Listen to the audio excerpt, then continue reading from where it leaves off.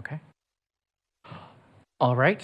It is my pleasure to call to order at 12:01 p.m. the special PSVS meeting of February 16th, 2022. Madam Clerk, would you please call the roll? Chair Ortiz. Here. Vice Chair Abernathy. Here. Committee Member Biscar. Here. Committee Member Dewey. Here. Committee Member Perez Andreessen. Here. Committee Member Keller. Here. Committee Member Coman. Here. Committee Member Singh. Here. Committee Member Prince. Here.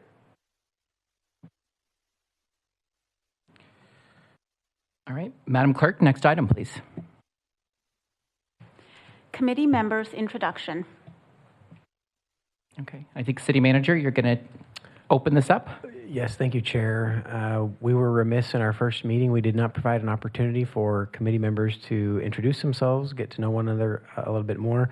Many of our boards and commissions have a turnover of one or two members at a time, and we're not in the habit of doing that, but it would have been a good opportunity, and so we want to take one step back and allow committee members to introduce themselves to the public and to one another, and just 1 minute, a few words about who you are and your background, and would move forward at that time with this. And so we'll ask Committee Member Biscar to go first, and we'll just move across the dais with introductions. Can you hear me now? Okay, retired from the Department of Human Services in about 2013, and have been enjoying retired life since then, but did serve 3 years on the grand jury. You do have to stay busy. And right now, my favorite hobby is raising my 9-month-old Great Dane puppy, who is 150 pounds, and cruising when I get a chance.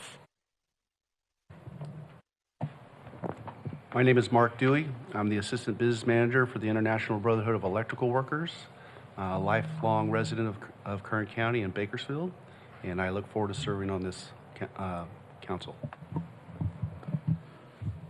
Good afternoon. My name is Connie Perez Andreessen. This is my second term, and I'm a CPA. I was in public accounting for 15 years before I transitioned to the United Farm Workers. I'm the Chief Administrative Officer and National Vice President with the union.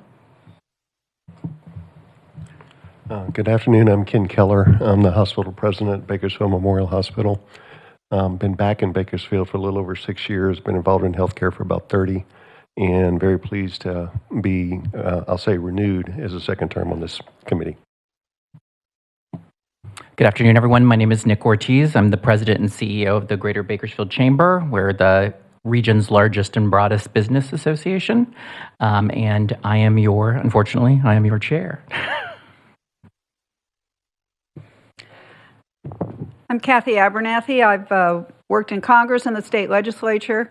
Currently, I have an occupational accreditation training and testing center that I run here in Kern County, manage apartments, and also have public relations and campaigns, and I'm very excited to help the city with where our progress will be on finances.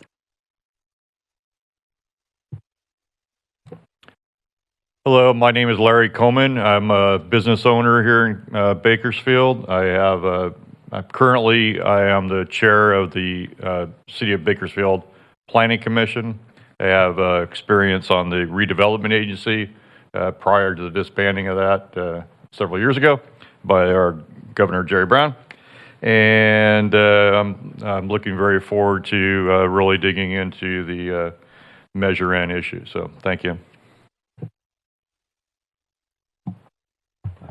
Hello everyone, my name is Dr. Matab Singh. I'm internal medicine physician and did my residency in New York, Brooklyn, and fellowship in geriatric medicine in Martin Luther King Hospital in Compton, California, Los Angeles.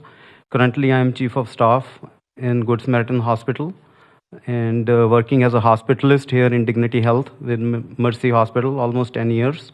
And I'm in the Bakersfield from almost 13 years. I'm a physician by profession. Thank you. Good Good afternoon, everyone. My name is Frederick Prince. I am the owner of Omega Financial and Insurance Services here in Bakersfield. I, too, am serving a second term on this particular committee. In the past, I have served as the chairman of the Civil Service Commission for the County of Kern, as well as the City of Bakersfield Redevelopment Agency Board. Also as chairman of the Downtown Business Association, and I look forward to continuing to see the progress of this committee within our community. Thank you.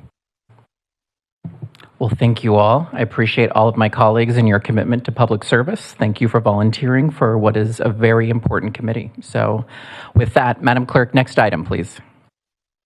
Adoption of the minutes from the February 10th, 2022 Oversight Committee meeting. All right, we'll be looking for a motion on the minutes. I'll make the motion to approve. Okay, motion by Member Perez Andreessen, second by Vice Chair Abernathy. Clerk, please call the roll. Chair Ortiz, Aye. Vice Chair Abernathy. Aye. Committee Member Biscar. Aye. Committee Member Dewey. Aye. Committee Member Perez Andreessen. Aye. Committee Member Keller. Aye. Committee Member Coman. Aye. Committee Member Singh. Aye. Committee Member Prince. Aye. Motion is unanimously approved. Madam Clerk, it looks like we did skip over public comments. So is it appropriate to go to public comments now? We have received two public speaker cards. Yes, it is appropriate for public comments right now. Okay, great. So statements for items listed on today's agenda are given a 2-minute time limit, 20 minutes total per agenda item. If you have written comments that are longer than your verbal statement, give them to the clerk, who will give copies to the committee members. If you're here to make a public statement but have not yet filled out a speaker card, please do so and turn it into the city clerk. And with that, Madam Clerk, if you'll please call the first speaker. Bill Cooper, regarding Park Ranger Program.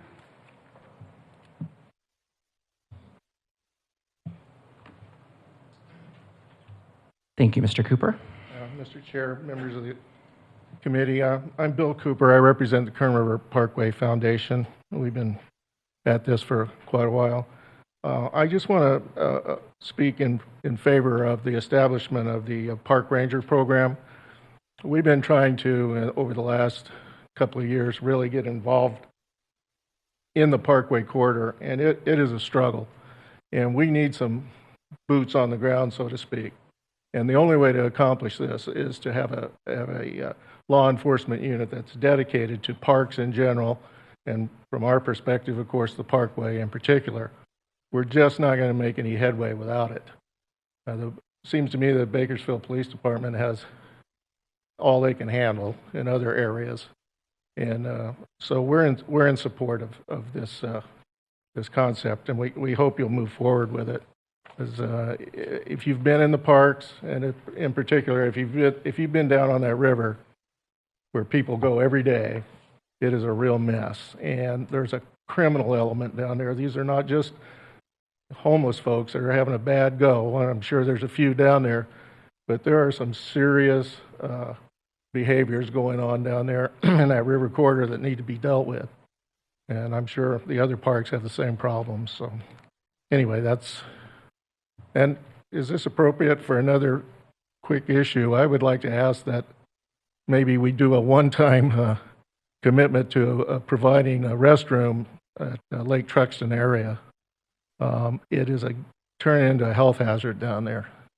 Between Yokit's Park and Riverwalk, there are no facilities. And people are people. They're going to do what they have to do. So I'd ask you to consider that next year's capital improvements. So, thank you. Thank you, Mr. Cooper. Madam Clerk, if you'll call the next speaker, please. Eddie Lane, regarding PSVS.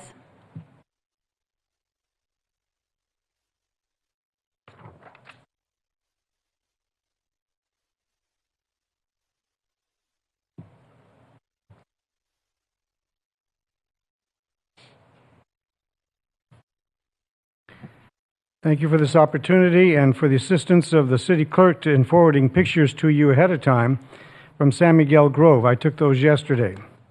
Last spring, Mayor Go, 2 city councilmen, approximately 150 of us, cleaned up San Miguel Grove. Tremendous volunteer effort. But what do you see in yesterday's pictures? It's now a disaster. It looks like a combination war zone and dump in a third world country. Many illegal fires during the last year, trash everywhere, drug paraphernalia, many filthy encampments. A very scary place to be. No place for children or families. Call me and join me for a look for yourself. My number's on the handout of the parks within 5 miles of City Hall where we're sitting now. This issue was first raised in a letter which is being passed out by the Sierra Club last April. We stated, San Miguel Grove is a particularly tragic example of what should be a natural, open, riparian area. We asked that park staff be hired to protect the Kern River and Kern River Parkway. Here we are a year later. We would urge the city to seriously consider our recommendation regarding saving and restoring the Kern River Parkway. Also, please review our other recommendations. The previous allocation of Measure N funding for parks shows that 87% of the park's funding, over $17 million, being allocated to 2 sports complexes far from most of Bakersfield's neighborhoods. Yet priority 13 on the ballot read, I'm quoting, enhancing neighborhoods through additional code enforcement and improved parks maintenance. This imbalance, this inequity in the use of Measure N funding is not healthy. It has created a patchwork of have and have not parks in our city. As our April letter stated, Measure N dollars need to be prioritized to reach parks in the urban core, parks within 5 miles of City Hall. We're asking for an equitable and fair distribution of Measure N dollars for city parks for throughout the city, not just for a chosen few. Thank you very much. Thank you, Mr. Ling. Madam Clerk, if you'll call the next item, please. New business, item 5A, fiscal year 2021-22 mid-year PSVS budget recommendation. We have provided a staff memorandum correcting the admin or the staff report for this item. So I'll turn to Mr. Clegg, and I'm sure you'll hand it off to various department representatives along the way. Thank you, Chair, and committee members. Correct. I'll give us a kickoff, and then we'll have several department directors weigh in on this presentation as well. This item really is the meat of the conversation for today. It's also the meat of the conversation for mid-year. To, again, put it into context for this committee, we are contemplating roughly $24 million of considerations today, and $20 million of those considerations are for very large, high-level projects. By comparison, in the coming year, we're probably going to be looking at more than $90 million of allocations that represent ongoing, in large part, commitments, as well as some one-time capital projects. But this particular decision and report is related to just our year-end fund balance, which we'll get into in a moment, and some very, very limited targeted ongoing items. But when we get to March and April for these committee meetings, we have scheduled a longer overview to really go in depth into the budget, to provide some reports and updates on progress that's happened over a fiscal year period. We typically do that each annual budgeting process. We report back on items that have historically been approved and the outcomes from those projects. And then we'll have two 2-hour sessions to really dig into a whole series of recommendations about spending. And so this is, again, a much more narrowed focus for just this mid-year segment of considerations. So with that, we will provide a quick overview. This, and as a preface, we're going to be speaking about multiple revenue sources that aren't within the purview of the committee, but to provide context about where we're at overall. So year to date, the revenue picture is looking quite good. On the property tax and development fee side, it's about where we expected it to be. That's still good news. We haven't seen any reductions there. On our transient occupancy tax, those are taxes that are collected largely in the tourism industry for our hotels. We've seen a 20% over what our projections were for this year. Going into the sales tax realm, the Bradley Burns tax is the existing 1% tax that was already in place prior to the Public Safety Vital Services tax. We are still seeing that tax at about 8% over budgeted amounts, and interestingly, our PSVS tax 16% over our estimates, and that's the number that we provided at our last meeting that we're seeing. We expect to collect $19 million more in revenues this current fiscal year than we anticipated.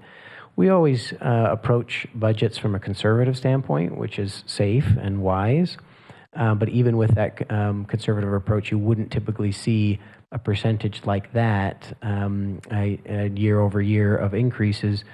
We feel from our conversation, we do have consultants that look very closely at our sales tax receipts and help see trends and understand what's behind it.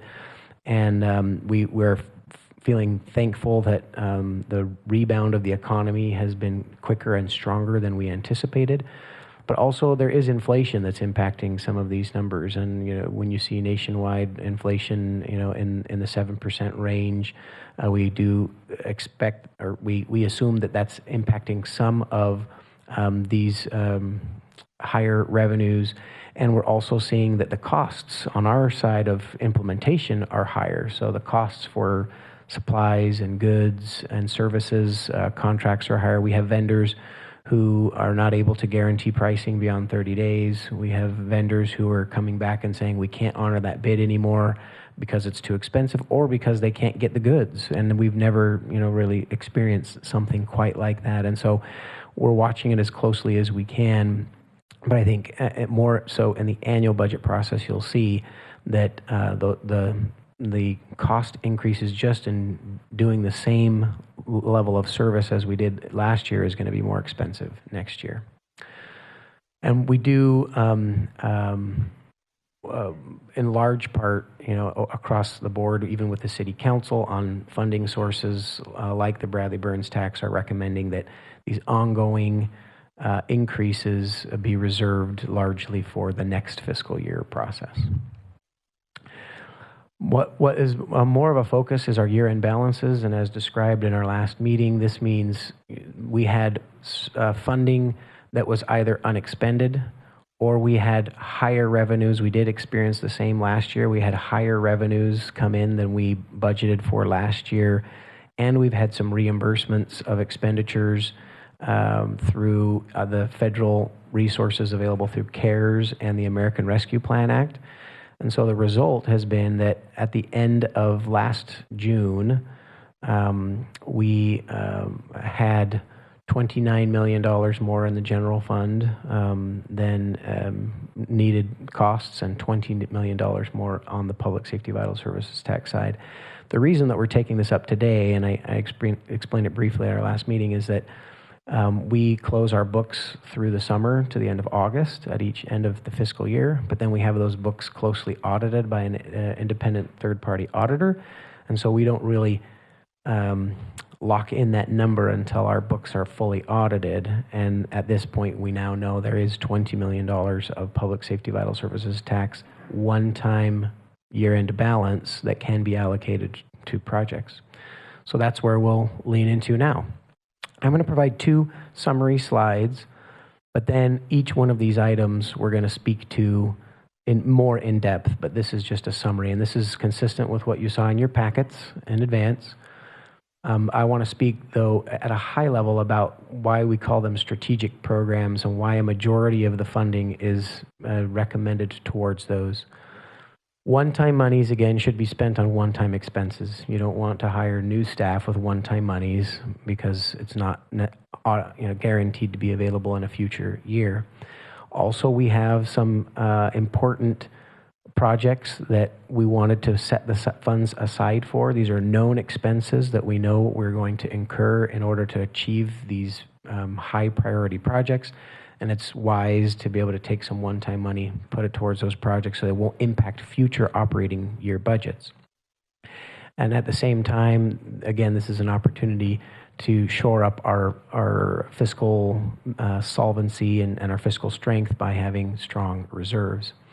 So we are recommending that a majority of the funds go into two large projects. Our financial software replacement project, we'll speak more to that in a moment, and our radio project.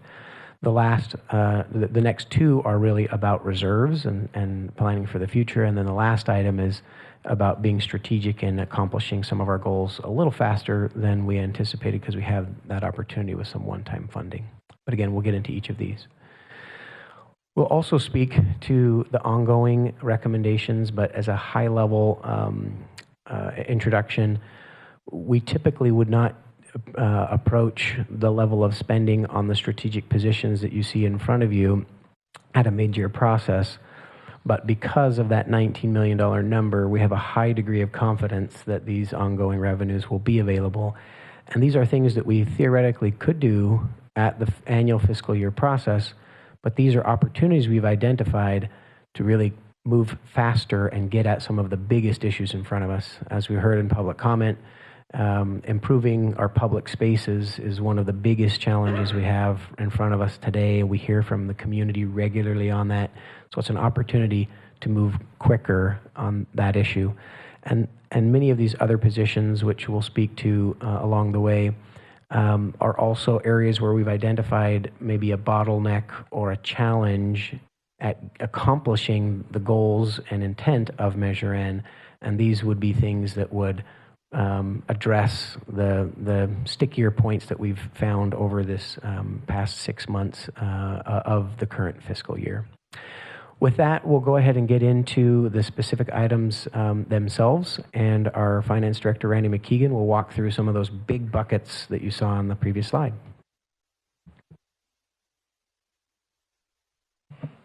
Thank you, City Manager Clegg.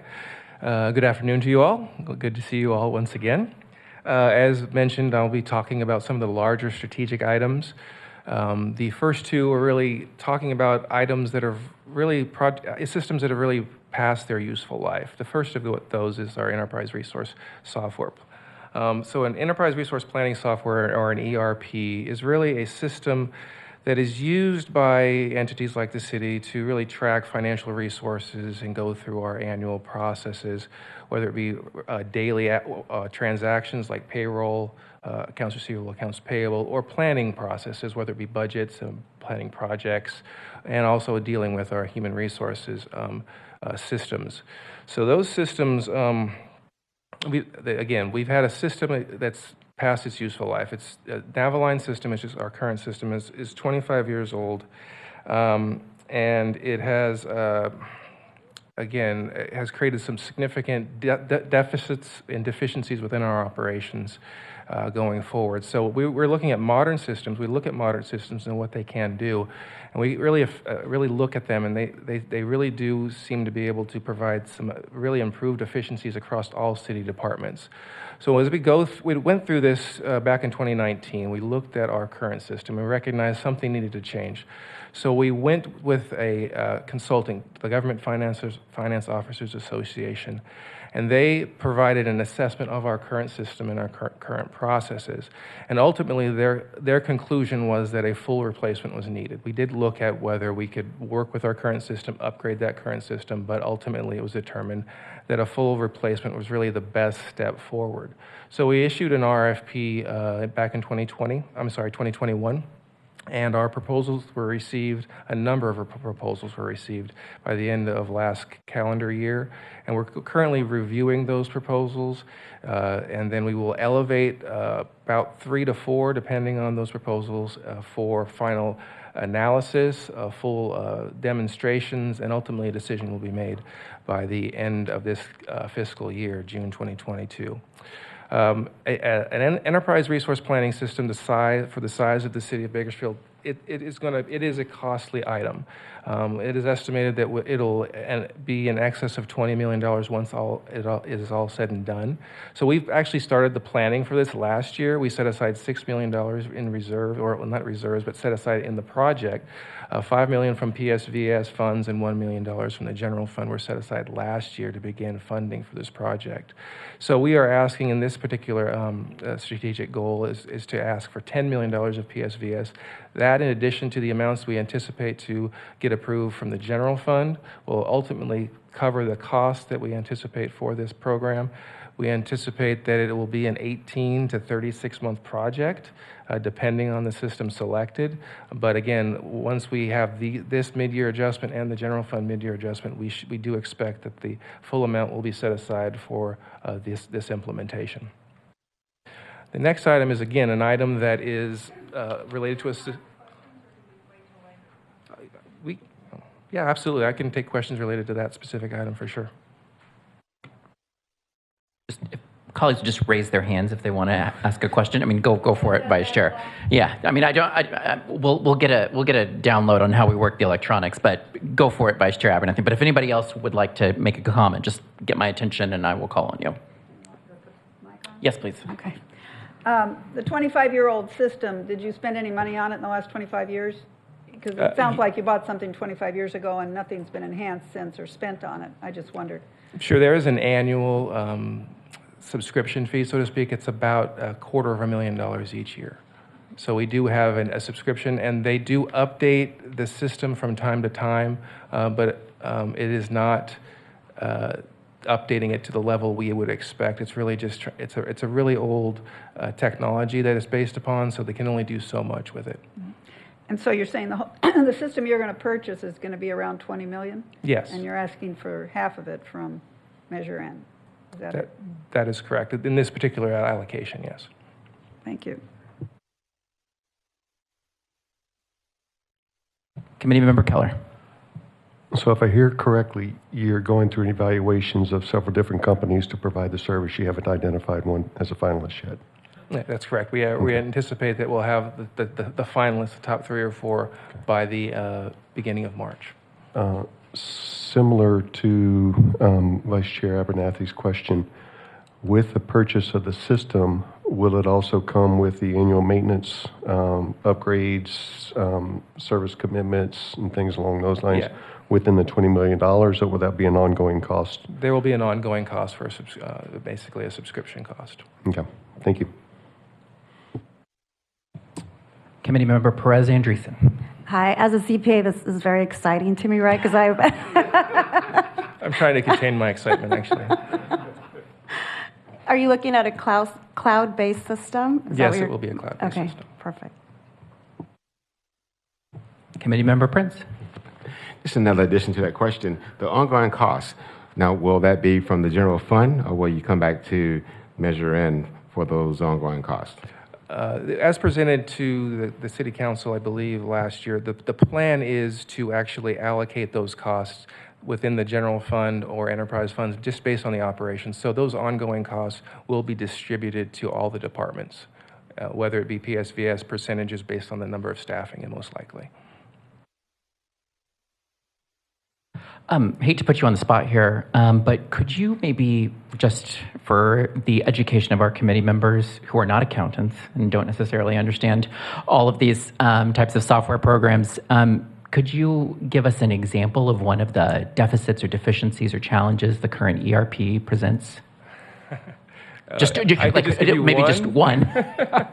The current system does not allow for a digital processing of transactions.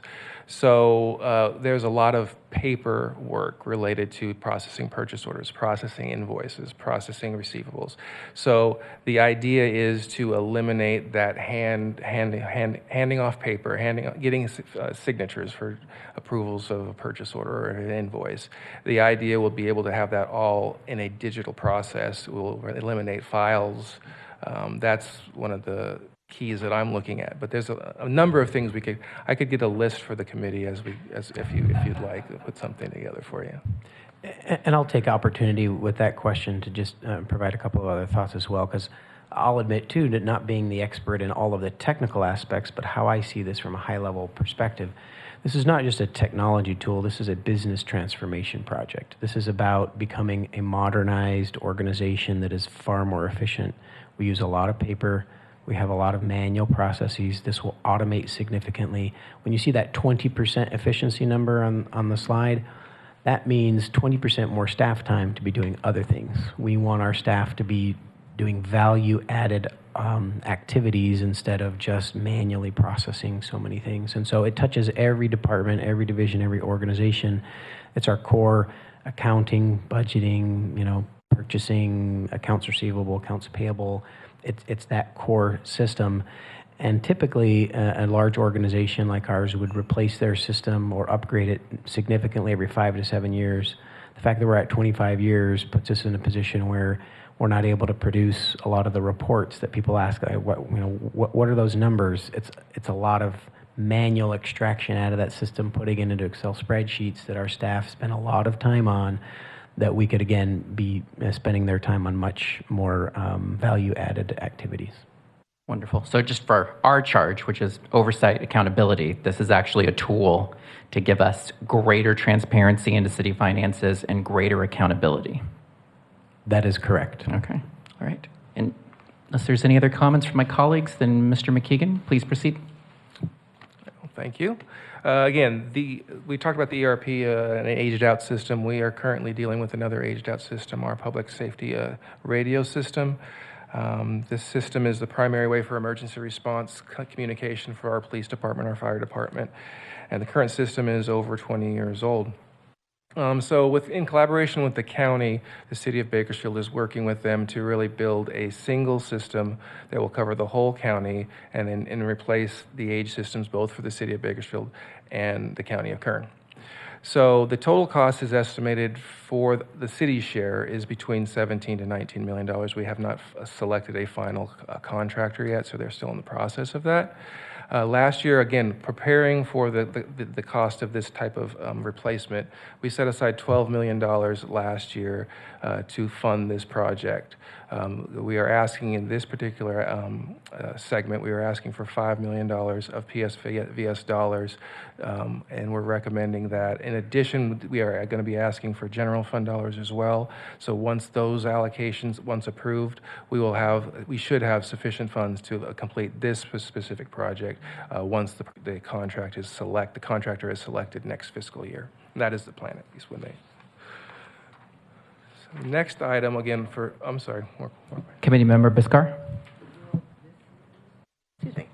Will this system have the ability to talk to other systems, say statewide, with especially the fire department, with the fire issues that are happening now? It seems like it should be able to work within or with other systems in the state or beyond.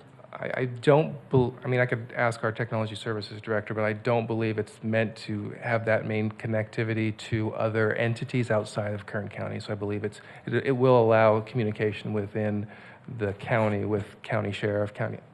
Oh, go ahead, Greg. Committee chair, committee member Donalda, excuse me. The system will have capability to connect to other systems. The intent is that we're building a regional radio system, and once it's built, we hope to bring on other cities within Kern County, other agencies onto that system. It will have that capability to join other regional radio systems, provided that there is a connection point. So to facilitate that, agreements will have to be put in place with the agencies, and we'd have to build out that connection from their system to our system. But it's feasible, and we're building it with that intent.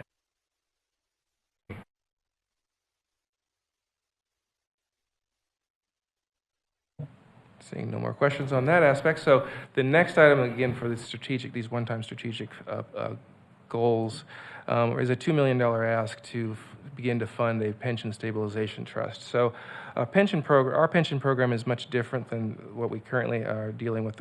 We currently have a Section 115 trust, but it's meant for our retiree medical. Seeing the success of that program and the uncertainty of our pension costs going forward, we began to look at this potential tool to address pension costs by building this rate stabilization trust. To provide a little background, a Section 115 trust is based on IRS code regulation that allows a government to set aside funds for some government operation, to reserve those funds in an investment account that's non-taxable, but it is irrevocable. So if you may be aware, the city has a retiree medical trust medical program that funds insurance for our retirees and related subsidies. And so we established a Section 115 trust back in 2007 to fund that liability, to beginning to address that liability. The current value of that trust is a little over $90 million. The actual, based on our most recent actuarial report, the current liability for OPEB, which is what it's called, or retiree medical liability, is $116 million. So we've been able to fund that at 75%. Just for a little, again, background, when we started this program, the liability was funded at 4%. So we've, over the last 15 years, we've moved up that funding to 75% by continuing to contribute to this trust. So that's the hope for this particular this particular pension stabilization trust, that we will have that same level of success. The ability also that we have with our trust provider is that we can, sort of an economies of scale, we can combine the value of those trusts, and it will reduce our investment cost by 13.5 basis points. So if we were just to have a standalone trust based on the initial ask here, it would have a higher cost of the investment. The investment cost would be higher. So we are asking for a $2 million contribution to begin this trust. In addition to that, the general fund will be setting aside $2 million. So we will have $4 million in this trust. And again, looking forward to having that same success to address the liability that we saw in our retiree medical for our pension. So just so you understand, our current liability for our CalPERS pension is in excess of $500 million. The current funding level, puts us at about 66%. So our hope is that we can move that up by building up the value of this trust. Again, as we build the value of the amount in this trust, we hope that it will continue to grow. It'll address the liability, and it also gives us local control on those investments. Instead of giving those funds to CalPERS to invest, we have some more control on that. It also gives us risk mitigation opportunities. As we build up the value of that trust, if there is a significant spike in pension costs years down the road, if CalPERS does not meet its investment goals, and it actually takes a loss, for example, we can see significant increases in our pension contribution requirement. These funds that are going to be put in this trust will allow us to be able to draw from that to actually make our contributions if there is a shortage in our funds and our budgets in subsequent years. So it also, again, it gives us that additional ability to mitigate risk. Okay. Vice Chair Abernethy? Are you anticipating that every year you're going to be requesting something like a couple $1 million for this and hoping the sales tax provides it, or? I believe the goal, and we'll talk about that. There's a part of our reserve goal was to begin to fund these, whether it comes out of the general fund, like a 50-50 proposition, or if it's out of the Psvs. It really is dependent on the ability to continue to fund our ongoing operations. So if there's available one-time dollars, we could potentially fund it with Psvs, with the general fund. But again, it's really based on the availability of funds. We will not be putting funds in reserve if we cannot meet our operation goals.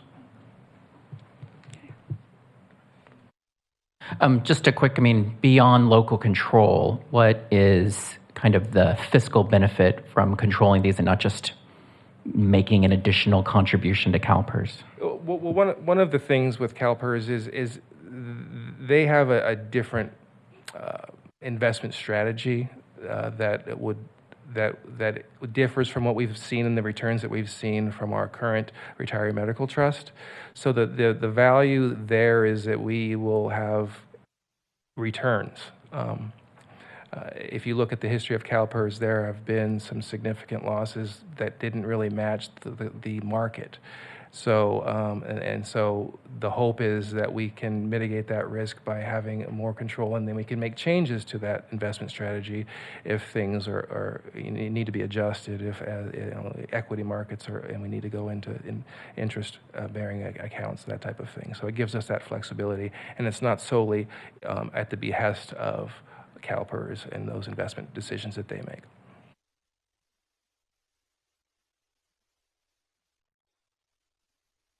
All right, and the final discussion item I have is related to another one-time strategic goal, and it's to set aside $1 million for a facility reserve. Back in fiscal year 2018-19, actually June of 2019, the City Council approved a funding plan, a reserve funding plan. If you see there, our balances of our reserves was $16.9 million at the end of at the start of the fiscal year 2018-19.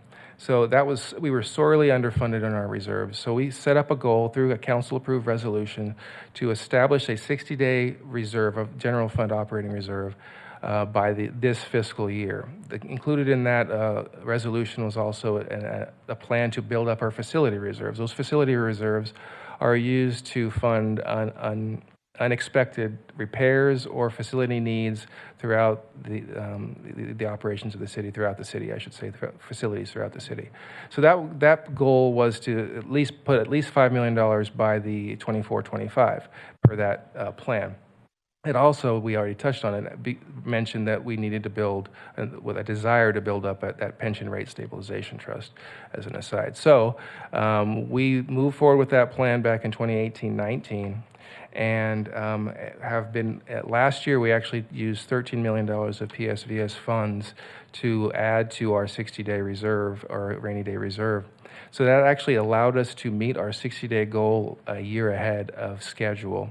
So now we're moving forward with continuing on this council-approved plan to address the facility reserve. So that's what that $1 million is that you're seeing in this particular request. In addition, we are going to be adding general fund dollars as well to fund the facility reserves. So those two amounts will begin to move us towards that goal of $5 million going forward into 24-25. We've made significant progress. As I mentioned, we met our goal a year ahead of time. And just the next slide, the final slide I have, is just to really show you the progress we've seen in that reserve plan and how well we've done with that. As you see at the start of the 17-18 fiscal year, that blue amount is the regular general fund reserve that we had. So we had about $14 million in reserves. That yellow amount was the facility reserves. So we had $13.9 million in that particular, $3.9 million in that particular fund. So we were at, again, that $16.9 million. That orange amount is the amount of PSVS dollars that we've been able to add to the reserves over the last 3 years. So from $17 million in 17-18, by the end of last fiscal year, we have reserves for the city of Bakersfield at $52 million, so over 3 times that reserve balance that we had at the start of this program. We've been able to build that up. So again, that just shows the success of that. Is there any other questions before I invite the next Paul from ECD?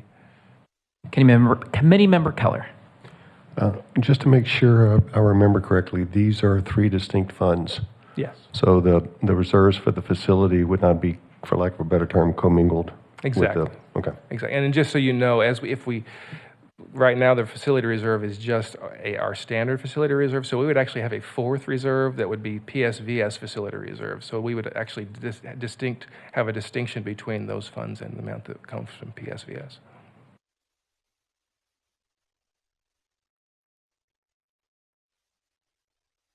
All right, so I'll invite now Paul Saldana from the ECD to present the next section.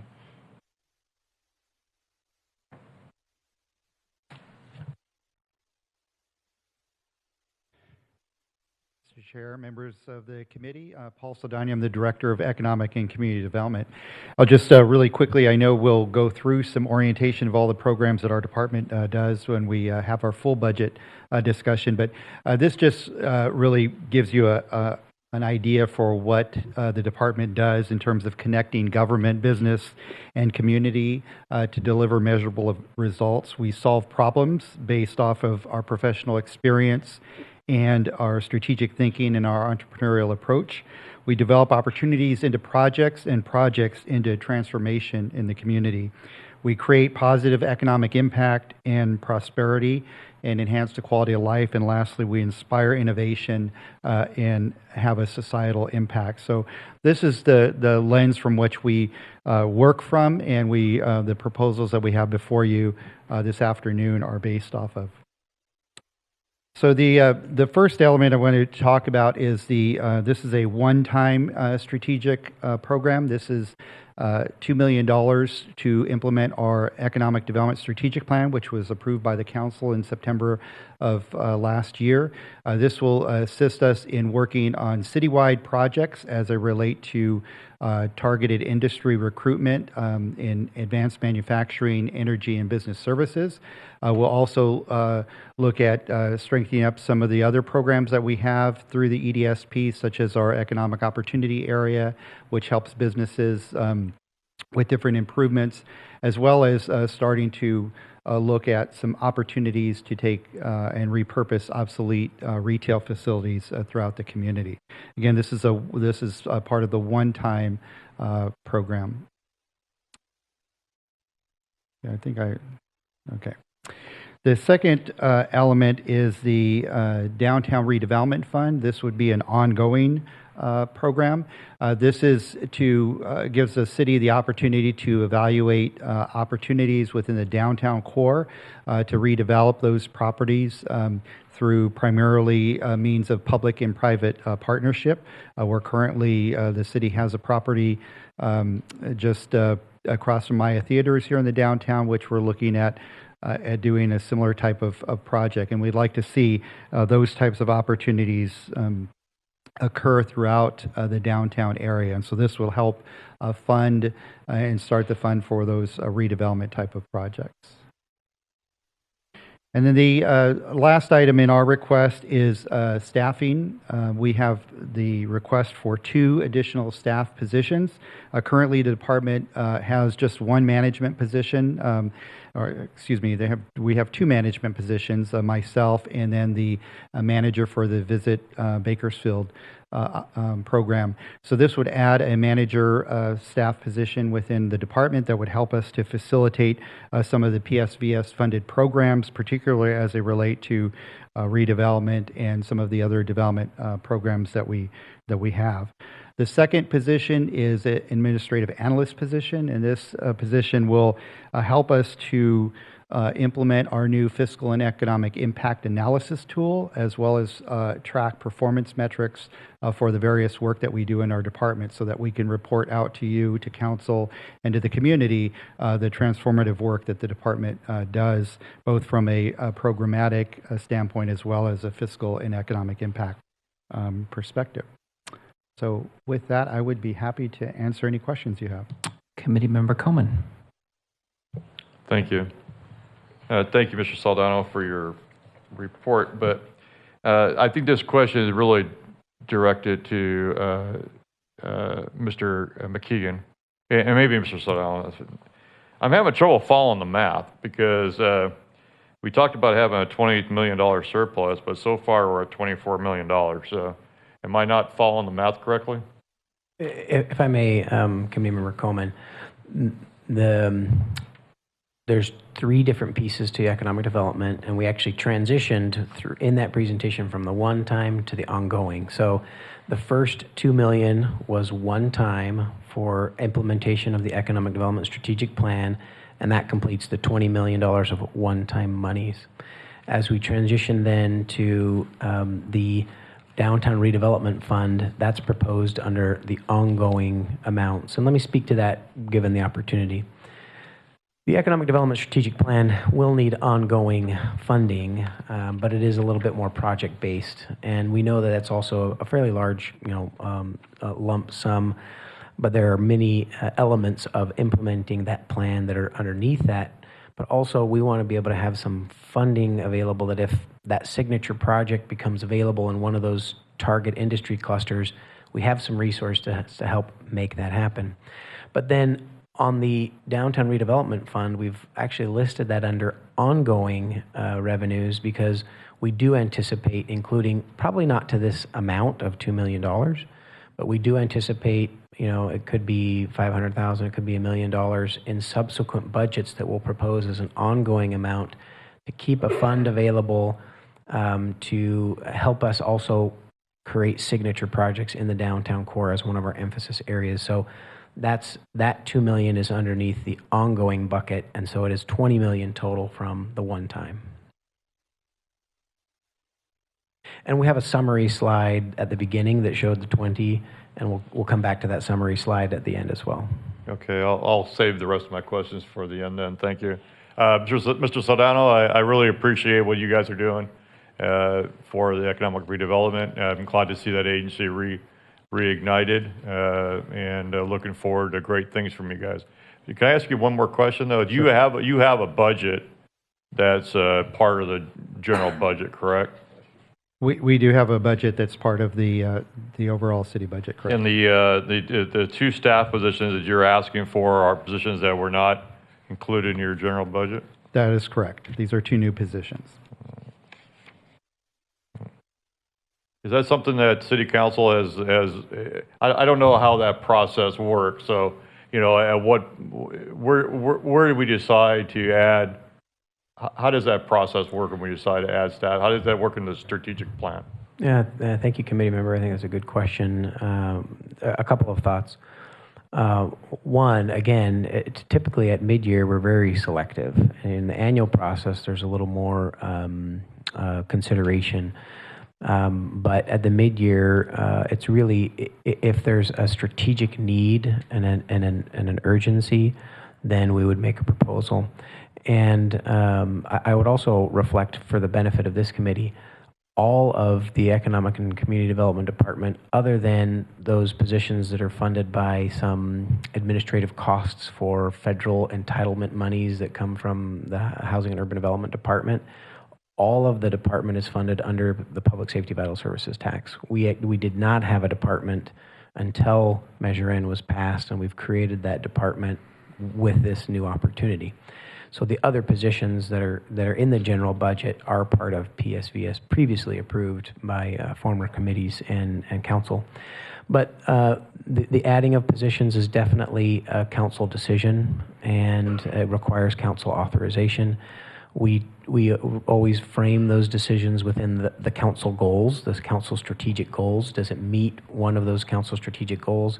Interestingly, the Economic Development Department touches on 5 of the 8 city council goals, and we do hear a lot of interest from the council to continue to build up our efforts there. And we actually have, and I'm glad for the question because it gives an opportunity. In previous budget cycles, we've communicated openly with the committee and with the council that we would probably continue to grow this department, but we wanted to meter it out and not throw it all there, out there at once. But that it's a new department that probably is going to need more resources as we look at strategically the programs that are in place. So these 2 positions would go towards what we're calling a business success team, and essentially they help make development projects from start get to the finish. And we've heard a lot of feedback from community and developers and council that there's interest in making sure these projects get done and get to the finish line. And so that's why we think it is strategic to add these 2 positions at this point in time to help close that gap and give us more capacity to make sure we're making big projects and deals happen. Okay, thank you. I have no more questions. Thank you. Thank you. Any committee member Perez Andreessen? Just quickly, can you talk a little bit about the project you have across from the Maya Theater with that? Correct. That is a city-owned property that we actually did some design work on, and so we kind of created some mock-ups of some designs, and then we put that out for proposal to interested developers to basically build on our concept. So we see that project as potentially being a mixed-use type of project. So we're right now reviewing that proposal and giving that consideration. Committee member Dewey. Can you tell me what the current ongoing funding requirements are for Measure N? So what are we currently at with the ongoing funding, total amount? Based on the last budget year, I believe the ongoing costs were about 45 to 50% of the existing $77 million budget. So, again, that changes as we move forward. The dollar amount will increase as changes in salaries and any changes to the related requests that are going forward. But that was last year's fiscal budget. So I definitely feel like you are building the plane while you're flying it with the Economic Development and Community Development Department. So I appreciate it and understand this is going to be an iterative process. At the Chamber, we poll Bakersfield voters regularly. One of the things that they say is one of their top 2 priorities consistently is creating more quality jobs. And so you are, as Mr. Clegg noted, are touching so many of both our City Council and our residents and voters' goals. I had a question about the downtown funding. Is there a geographic area that this is going to be limited to, like economic opportunity areas or a specific zoning area, or is this more generalized downtown funding? This is more generalized downtown funding. Thank you, Mr. Chairman. We do have economic opportunity areas, some that cover parts of downtown, Old Town Kern, the 34th Street corridor. So there are some very, very specific target zones within the downtown area, but this is more of the general area. Thank you, Mr. Saldana. Any other questions from my colleagues? All right. Okay, with that, I'll turn over yield the mic to Rick Anthony from Recreation and Parks. Thank you. Mr. Anthony.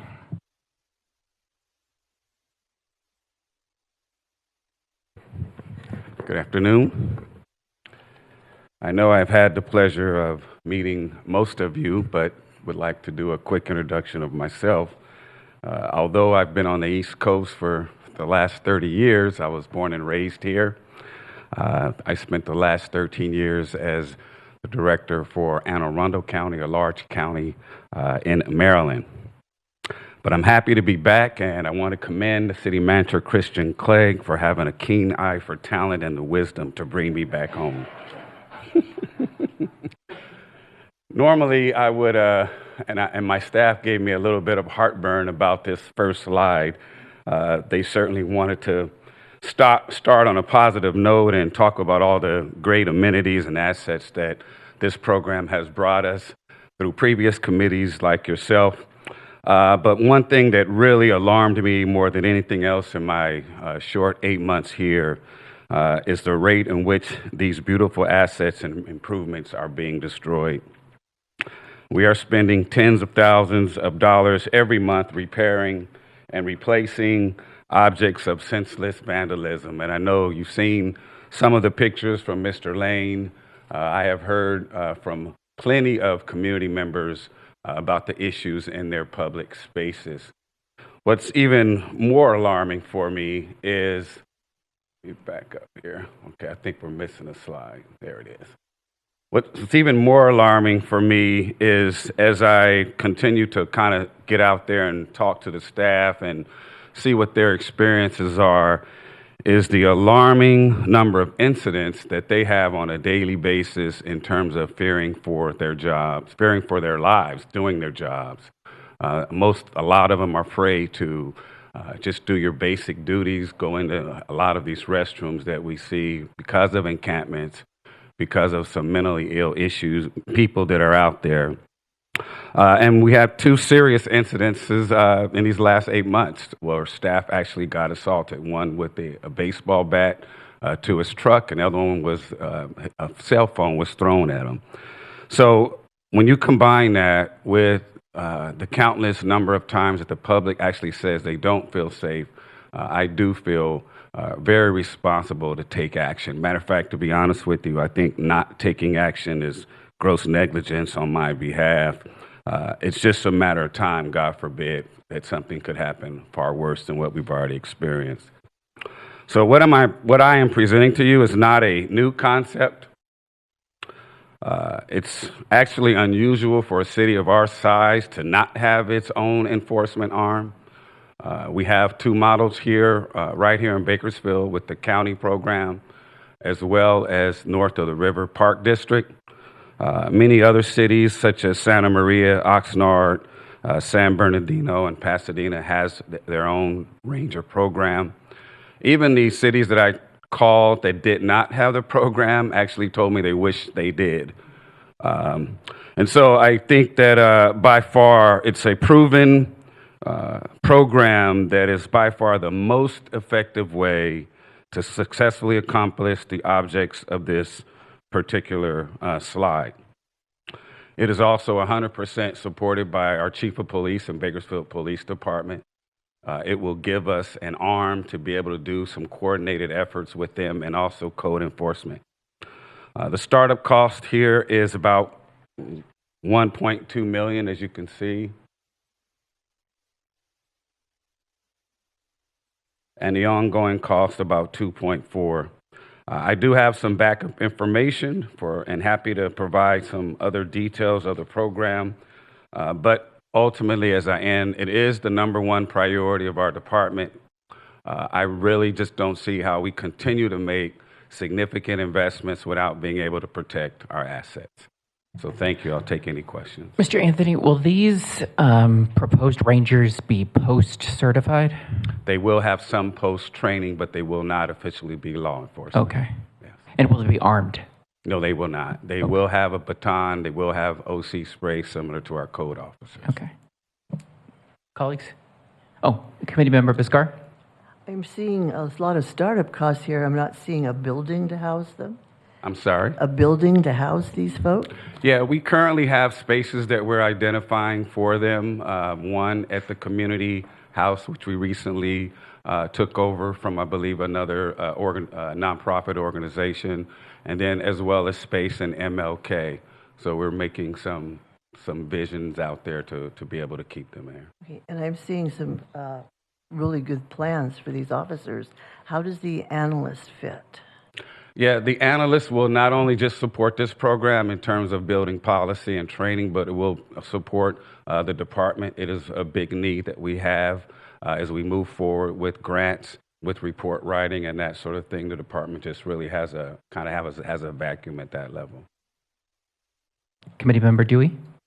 How will these rangers be managed? Who will be responsible for them responding to a park or a situation? Yeah, they will report directly to a Ranger 3, which will be a supervisor, and hopefully that supervisor will have an extensive amount of experience. And beyond that, they'll report directly to the assistant director, who also will go through a training program. And I have a draft of what that program looks like. It's a specialized program that we're developing right now. So they'll have oversight. From a public's point of view, though, how would the public be engaged with these rangers? How would they get in touch with them if they have perceived problems? Good question. So we do plan to put a lot of information out there once we on board. We plan to have a park ranger on duty, signage at most of our facilities, especially those that are problematic. And then everything from a website to social media, we'll have that on-call number. A lot of them will have, most of them will have radios, so they'll be able to connect not only with one another, but also other channels for police patrols if it rises to that occasion. So the public won't directly engage with like the Bakersfield Police Department to get service for a park or a park ranger or something to that effect? Depends on what it is. If it's something that rises to the level of crime, we absolutely encourage them to call the police. But if it's a nuisance, a dispute, vandalism, those things we feel like we can handle within our department. If I may also just add a couple elements. We have the mobile application tool that we encourage our residents to download and to use as much as possible. And those types of requests go directly to staff in the field. And so by one example different from the park rangers is if we have a homeless encampment and that goes into the mobile app, it goes directly to the supervisor who's deploying our rapid response teams to get right on that. Similarly, there will be certain elements from the mobile app to the parks that will go straight to the rangers. And so they'll be able to respond to those requests coming into the mobile app as well. Again, the coordination with law enforcement, if there's a lower level issue coming through non-emergency, can be dispatched straight over to the park rangers. And then lastly, I would just add on the analyst piece, that's also to have an individual who can help do some of the analytics and the deployment of, where are we seeing some of the problem issues and areas. And it may not be like real time connecting to the park rangers, but if we've received a number of complaints, the day before, then that information gets shared out with the park rangers to be able to respond next day. But again, some of those issues from the non-emergency, the mobile app will be fairly close to real time. And lastly, the intent is to have these rangers have an ongoing proactive physical presence in the parks. They'll have a route that they'll go around. They won't be one person in one park all the time, but they'll be out engaging proactively with the community, not just on a complaint basis. And then I'd also encourage staff, assuming, the support of my colleagues and council approving this program. But we are spending a significant amount of PSVS dollars on rapid response teams. And so if there's a way to quantify, how much we are saving either in just the time or in the actual dollars related to some of these rapid response, whether it's encampments or other issues, I think that'd be very helpful as we build out this program. Any comments from my colleagues, Mr. Prince, and then I think Mr. Coleman? Thank you very much for the presentation. I personally think that this is something that's sorely needed within our community as well. For those certain areas of town that have not experienced what certain parts of the city has experienced in regards to their parks, I've noticed that this moving is out towards other areas of town that may not be affected as of yet, as was stated earlier, through different means of transportation. I've noticed that there's an increased amount of individuals on bicycles, for an example, that are heading out to the northwest and southwest parts of town from our downtown areas, for an example. My question is in regards to these positions, how will the personnel, will they be staged at different locations, or those parks that need more assistance than others on call? And also, will there be any after-hour calls availability as well? Yeah. Great point. First of all, I want to just tag on some of the things that you mentioned, that this problem, even as probably short as 3 or 4 years ago, was regulated to certain parks, but now we are seeing it growing in almost every single ward. And that's the reason for the urgency for this particular program. So we don't turn this around, we will see it continue to spread. So that's a great point. Right now, the beauty of the program is it can be very, very flexible. Our department can control it. Just talking about a little difference between private security, you're always limited by the scope, you're limited by the training. This program will do ramp patrols. We've already identified what we call parks of concern. Those parks will have daily, if not multiple times a day, patrols. But then there's overlaps. So we plan to have 410s every day, 7 days a week, when the parks are open until the parks are closed. 3 hours of that day has an additional range of patrols that can patrol a lot of other parks. Every Wednesday, we'll have our full complement of rangers that can do many things, from large encampments, additional training, and also expanded patrols. So I have a lot of that in draft. It can change. We can be flexible. Certainly, as the council has concerns or referrals, we can be able to mobilize rangers to that significant area. And we do plan to have them closing the parks. I talked to the city manager about potentially adding even construction projects where we'll put more gates up so that the cars can't get there after dark. The rangers can close the gates, even do a sweep of the park. And I've already gotten, again, the assistance of the police chief to say if they're caught in the park after we've done our sweeps, they certainly will act in a decisive manner. So that's, again, is what our draft proposal consists of. Happy to have ongoing conversations and talk about how we tweak it and evolve it as we get it on board. I'll also just take a quick opportunity to comment on sort of the scope and coverage, because I think this is a really important point. even with 18 rangers, we're not going to have a ranger at every park every day all the time. That would be a much bigger number, a much bigger ask. We want it to be, again, address in a bold move the urgency that we have, but be measured in the scope that we really try to take on. And so these rangers will be focused based on data of where we're having the most issues. They're going to be focused on our hot spot areas in our parks. These are largely along the River Parkway Trail and the parks that are adjacent to that, and then several of the parks in our urban core, and sort of expanding out from there. As noted by Mr. Anthony, it does touch parks in every ward, because we have parks in every ward that are hot spots. But they will be focusing more on the parks that have the biggest issues, and then be available on a complaint basis for the other parks that don't see the same level of challenge. And I have to just manage expectations. We don't assume this is going to solve all problems, but we have to put more resources. I think a public commenter mentioned on a struggle. It's nearly a battleground, I think, from our perspective, and we feel an urgency to put resources to this to the most effect we can, but assume that it will be an ongoing challenge. Committee Member Coleman. Thank you, Chair Ortiz.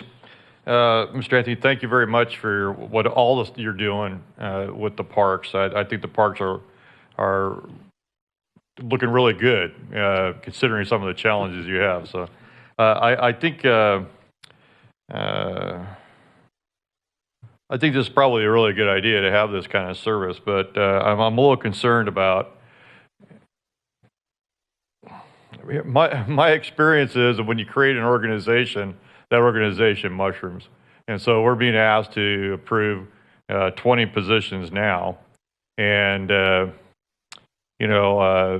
city organizations aren't like private industry. We can't just lay them off willy-nilly when the markets change. So, we're going to be stuck with these 20 persons basically forever. And I'm a little concerned about this. I'm just wondering if this isn't premature for a mid-year consideration. I'm just wondering if this isn't something that needs to be discussed and maybe I'm not directing my thoughts to you, maybe I'm directing them to the city manager, but that maybe these aren't things that need to be developed as part of, the council's strategic plan to, going forward, because I'm very concerned about creating 20 new positions, and and with that comes pensions and and all the other things that come with it. And then next year we're going to need 5 more people to support those people, and it just mushrooms into something else. So I don't know that this. I'm just wondering if we're the committee that needs to be determining that, or if that shouldn't be kicked back to the city council. If I may, committee member, I think all good questions and perspectives. This item would come before the city council for their mid-year consideration as well. All these items are going to come before city council, and our target is at their March 2nd council meeting. And I agree with you, and under normal circumstances, I've taken several deep breaths on a move this big at mid-year. And I think in the big picture, if we don't move at mid-year, we absolutely are interested in moving at an annual process. But again, given the urgency, as well as given the fact that we are seeing that $19 million in ongoing that we know is going to be there for next year as well. It's here this year. We know it's going to be there next year. So these are costs that I'm confident letting this committee and the city council know that we can support these ongoing costs in future years. I'm confident of that. But again, I do appreciate the perspectives, but trying to move with urgency on one of our biggest issues, and it will come back to the council. Vice Chair Abernathy. Thank you, Mr. Chairman. Okay, I look at the program's objectives, which are enforce park rules, deter vandalism, peacekeeping presence, safe environment, settle disputes, prevent illegal encampments, but they're not armed and they're not police. How could they possibly do this? And then to look at your first picture, Are they going to be picking up all that garbage? They absolutely will help in that effort. Because these salaries are, $100,000 salaries, and I just They're question, similar. or some of them Yeah, are a they're little bit similar lower, to but they're code. pretty A good lot of, salaries for picking up garbage. well, they will do their primary objectives as you see there, and there's probably a lot more that I could have added on to that. They will get at some of our maintenance issues as well. They'll help in that respect. The salary is comparable to what we pay code enforcement officers 1 and 2, and we have certainly discussed that. We had HR really look at it and look at some comparables of what other ranges were getting paid. But it is known to be effective, and I can just give you one small example. We had some individuals that were on light duty and unable to perform normal maintenance, and so we put them in as park attendants. And all they literally did was put on orange vests and rode around the park, and we began to see that difference. Just having official eyes on the park on a regular basis really does a lot to begin to turn the culture. I can give you another example. I went on a tour last week. I had a council member with me. We got out of our cars and began to just talk to some of the folks that were in the park. As we were there, they literally start picking up their trash and putting their dogs on the leash. So for the most part, yes, you will have those severe cases of gang members, people that are going to be obstinate, that my staff will be trained to know how to de-escalate, how to call in the police. But many of those people will be compliant when they see that we are out there on a regular basis, that we are engaging with the individuals, that we can be a bridge for services. The city has spent a tremendous amount of money dealing with the homeless. I view this as another effective tool to be able to help them or encourage them to get some help. And you need to purchase new vehicles for them, trucks? New ones? Brand new? Yes. We can't buy used vehicles for this, or no? Okay. Just a quick follow-up question. I mean, do we know, I'm not sure it's knowable, but off the top of your head, I'm sorry to put you or Mr. McKeegan or Mr. Clegg on the spot here, but how much have we spent in PSVS funds on our parks between both improvements and rapid response? So improvements, capital improvements, we've allocated close to $17 million towards our parks. Mm-hmm. Our rapid response teams represent, I believe, about a $3.8 million investment for 4 teams each year. And we're actually spending a lot of general fund dollars as well in our parks with regular maintenance, regular updates. And Mr. Anthony's put together some estimates on how much we think we're spending on just fixing sort of vandalism and maintenance in our parks. And that number is probably roughly about $150,000 a year that we're spending on just very small repairs of people tearing off soap dispensers and lighting fires in garbage cans, those types of issues, let alone really large investments in redoing bathrooms that have caught on fire, and entire restroom facilities that have caught on fire. And I'll just take the opportunity as well to reflect really quickly on the prior question. These individuals will have police powers. They will be able to issue citations. They're not going to arrest folks. They're not going to detain folks, but they will be able to issue citations. They will have a direct line to our impact police team on dispatch who can come and assist them if there's an imminent issue that's happening in our parks. So this is a high-level role, and I think to the issue around picking up garbage, good thought and good question. They're going to be coordinating with our Clean City teams and our rapid response teams to most effectively do those cleanups. And so the way that our homeless encampment cleanups have been working recently is that our rapid response teams, you have to have the ability to provide a notice to someone to vacate, and they have to have those police powers. Our rapid response code officers do that. Then we actually have outreach workers that go out even before they're given notice to vacate. And then our outreach workers come back and try and offer services again.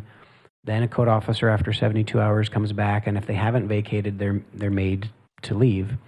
And then the biggest bulky items are removed and picked up, but then we have cleanup crews that are at a lower wage and a lower cost come up and sort of finish the last bits of the cleanup.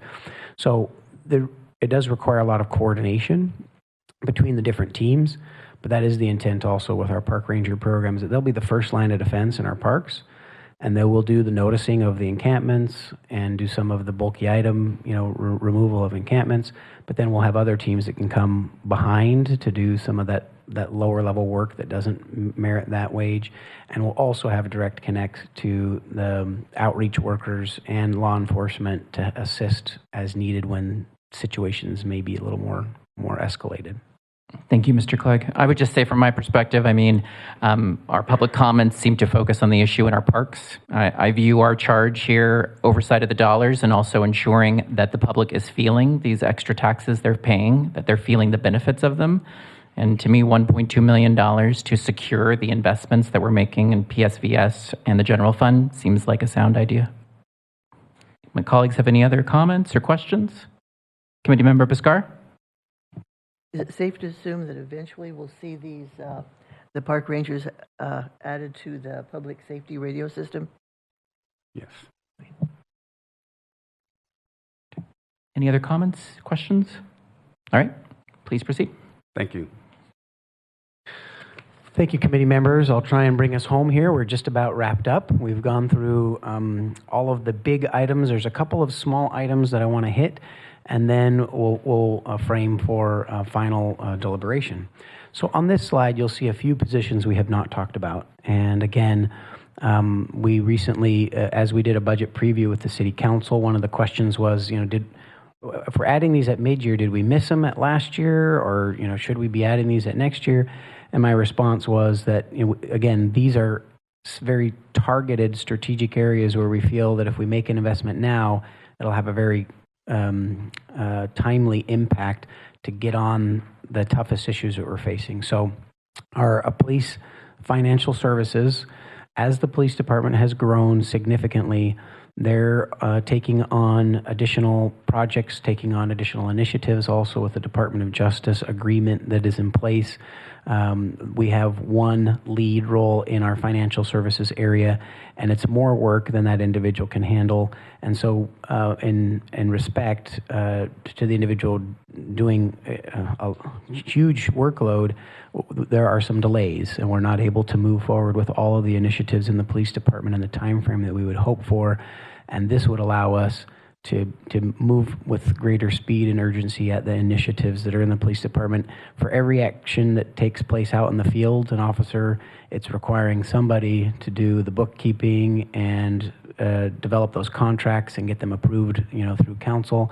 And so our recommendation there is that this particular position would help with a bottleneck we're seeing in moving forward some of our police-oriented initiatives. For technology services as well, we recently completed a risk assessment that looks at our risk citywide and all areas. And one of the areas that was identified as an area of potential risk is technology security, and our technology services department being at a capacity and a staffing level to really deploy all of the initiatives and projects that we need to do there as well. Also, recently there was a grand jury report related to technology services having the capacity to design programs and respond to potential breaches of confidential information. And so our technology services department under PSVS has grown notably in the last 2 years. It's grown by, I think, close to a dozen positions. And that has made a big impact in our ability to deploy new technologies and modernize this organization. But having a certain oversight level, a management level, to make sure that we're providing that security and deploying those important projects has been a challenge. And so the request here is for 2 division managers to do a reorganization there and have that management oversight, to have that strategic lens and bring our projects and initiatives forward that will make us a more efficient organization. The next one on the Clean City and homeless cleanup, we have a number of contract crews that go out and do the cleanups. As I mentioned, they actually follow some of our rapid response teams, as well as we just have crews out on the streets picking up litter, debris, and bulky waste items. But they're deployed largely from an office setting. We have an administrator and an analyst that are making those assignments. but we don't have eyes in the field, and we're not always certain that we're getting all of the value from those teams that we should be getting. And also, again, that piece about coordinating with our rapid response teams, police, park rangers, we're feeling there's a need to add some capacity to make sure we're as efficient as possible. And that role is about having that happen at the operational level in the field. We don't need another person probably in the office doing that, but we need somebody in the field making sure that we're addressing those cleanups as best as possible. And then the last item is we have added tens of millions of dollars of capital projects to the city through PSVS. That's great news. We don't have the capacity to get them all off the ground as fast as we would like because there's been such an influx in those dollars. Now we also have the American Rescue Plan Act monies in front of us, tens of millions more, and these are one-time monies which we're trying to treat as one-time. And so we have a big backlog of capital improvement projects.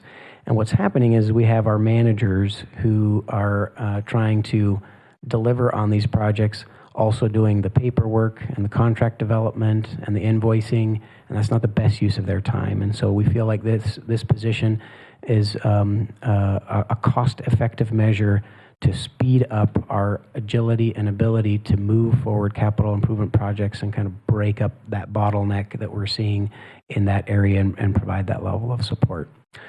So I'd be happy to answer questions on any of those positions that I just reviewed with you. There's more details, of course, in your packet that go over those aspects.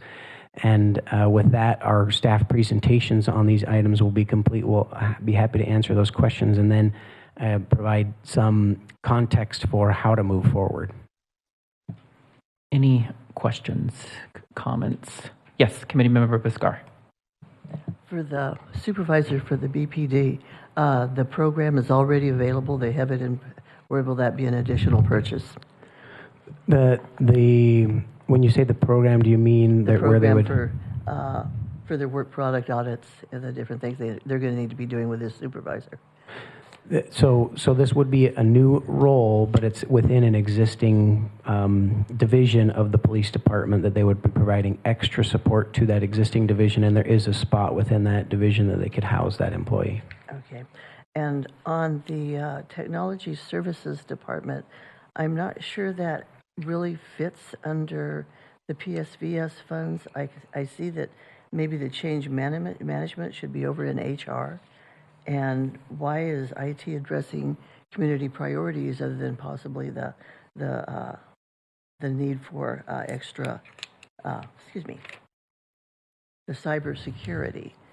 Yeah, I appreciate the question. I think it's a fair one, and it's been addressed in previous iterations of this committee before too, as to should finance and human resources and IT employees be part of public safety vital services? How do they meet those 13 priorities?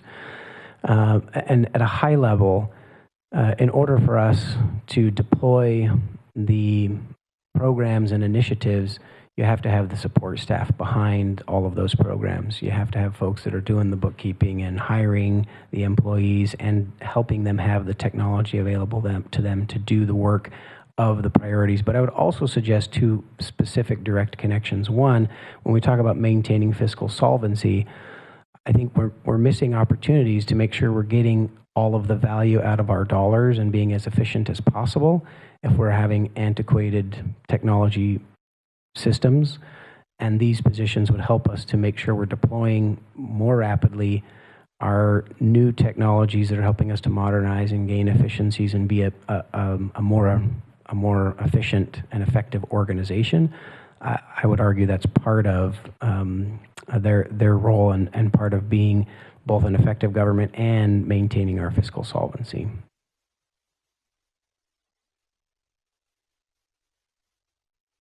Any additional comments? Vice Chair Abernathy? Well, my only question is this the occasion where we should all be discussing what we now? I think so. So now that we have staff presentation completed, now providing us some guidance on how to proceed. Thank you, Chair, and I'll do just that. I'm going to go back to this one slide, and I think it's appropriate to break these into your one-time considerations as well as the ongoing considerations. Historically, the committee has taken up the sort of buckets of considerations for motions, and we haven't necessarily moved to approve an entire slate. It's been taken on each bucket.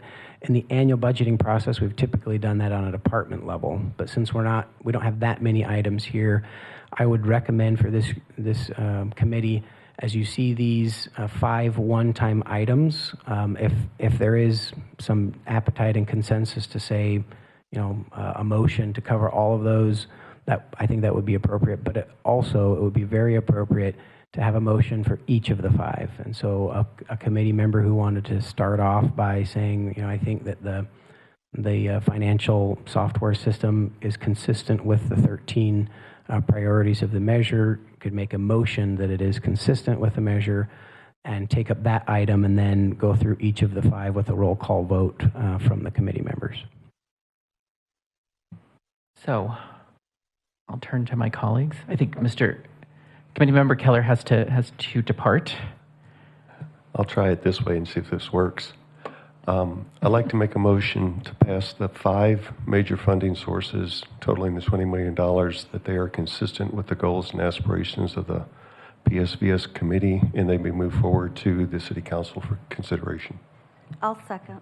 All right. I'll turn to my colleagues for any discussion on the motion. I have a question. Yeah. Comment. Vice Chair Abernathy. Okay, so if we don't support this motion, we can go in and discuss each one separately. We could break it that way, I suppose. If I may, there's two ways to address that. One is that if a committee member did not want to vote in support of that motion, we have a practice in particular with this committee. Anyone who votes no to a motion can explain why, and that will be reflected on the record for the City Council to see what area or specific item a committee member had a concern with. Another way is that there could be a different motion made to try and take up these items one at a time, but the motion on the table right now is to take them as a slate. Yeah. Well, so if any of us want to discuss something about some of the plans here, and I appreciate the fact that the staff has done all this work. What didn't happen is that there isn't the other direction where maybe we come to you with what we think before we get to this stage, but we only had a week here, so it's kind of hard to do. But so to give a context to how I would vote is, I guess, what I'd like to do. Perfect. For the record, yeah. Which would be that I'm going to go back to Measure N. It was sold as 100 new cops. They're sold as 13 spending priorities, but on the ballot it was 100 new cops. It was 32 words, 26 of which were about the cops, law enforcement. Most all of this has nothing to do with getting new cops, which I think this city, and that's 4 years ago, I think the city probably needs 150 now. And I had a car dealer he was number 52 on the list for the cops to come when he had some lunatic driving through his lot. So I feel like to represent what this election was about, it was about law enforcement mostly, and then these other criteria. But we're doing a lot here today that is pensions and staff positions that are not anything to do with the police department. So that's my major concern. I think they're all worthy, no doubt about that. And then the other thing is, considering inflation really hit high just recently, I don't know that we can count on the higher income from the sales tax over the next 2-3 years either, and we're committing to lifetime jobs here. So those are my concerns. Any other comments from my colleagues? All right. With that, we have a motion and a second. Madam Clerk, if you'll call the roll. Chair Ortiz, Aye. Vice Chair Abernathy, Nay. Committee Member Biscar, Aye. Committee Member Dewey, Aye. Committee Member Perez Andreessen, Aye. Committee Member Keller, Aye. Committee Member Coleman, No, but I want to have a comment regarding the my objection is the money's going into pension trusts and facility reserves. I'm not convinced that those are in alignment with the 13 objectives. My concern was this pension plan, but more is I don't see anything in the police funding, but I do appreciate the idea of safe parks and other thing. I need to discuss more about the pension plan. Nay.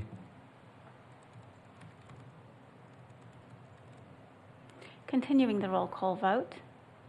Committee Member Singh?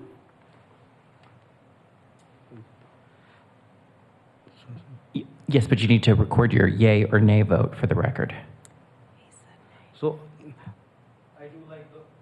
So I do like all the ideas regarding safe parks and everything, but I need more information on the pension funding plans. So for nay. Committee Member Prince? Yay. Motion is approved with Vice Chair Abernathy, Committee Member Coleman, and Committee Member Singh voting no.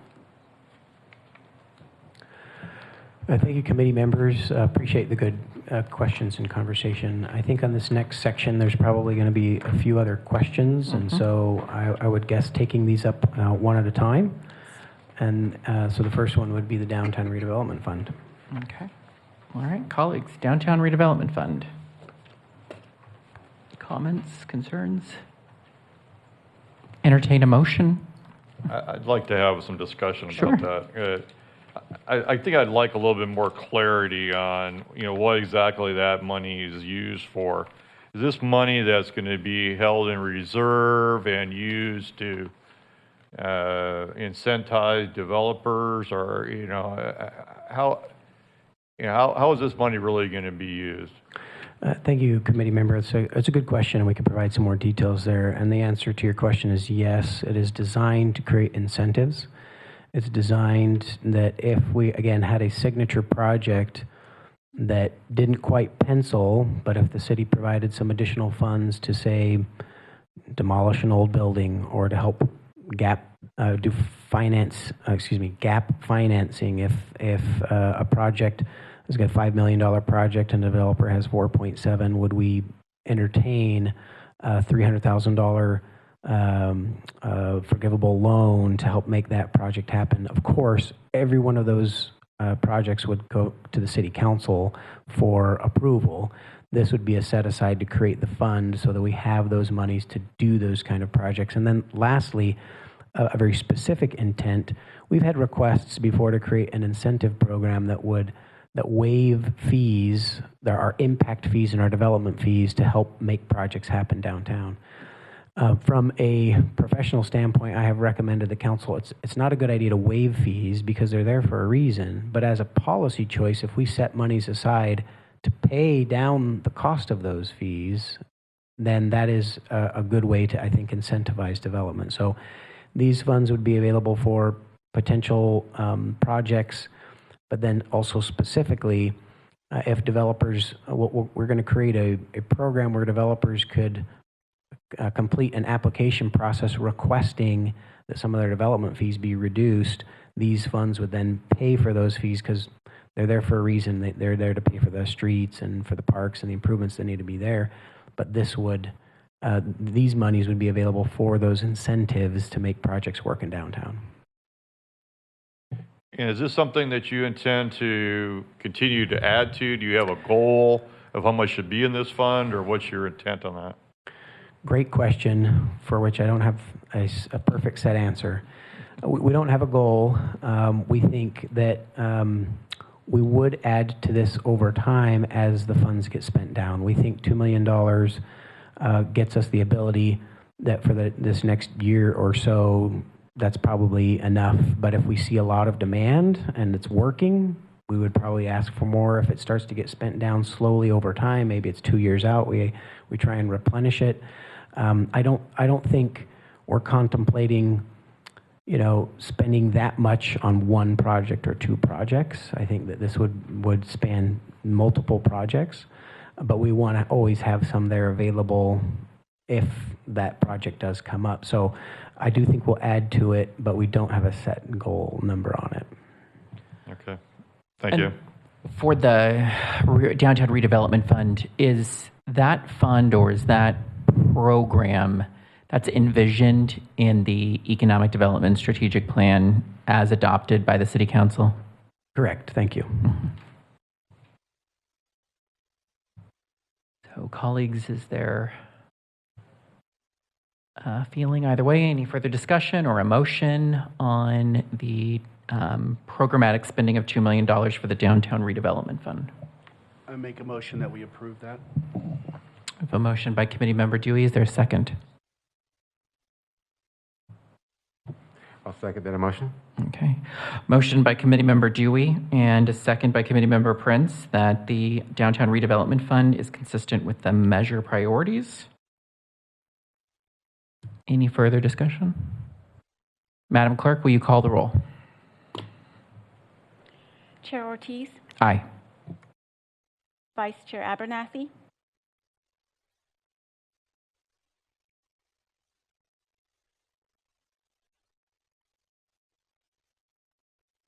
Committee Member Biscar, No. Committee Member Dewey, Aye. Committee Member Perez Andreessen, Aye. Committee Member Keller, He left. absent. Thank you.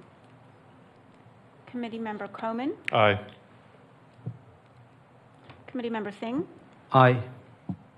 Committee Member Prince. Yes. Motion is approved with Committee Members Biscar and Perez Andreessen voting no, and Committee Member Keller. I voted yes. Absent. I apologize. Okay.